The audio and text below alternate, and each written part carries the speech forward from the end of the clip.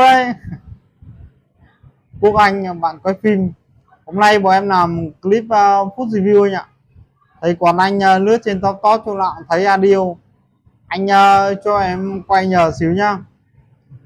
Nhìn trên top top thì các bạn bên S Channel khá là vui vẻ và công việc, nhưng mà khi vào công việc thì các bạn cực kỳ nghiêm túc.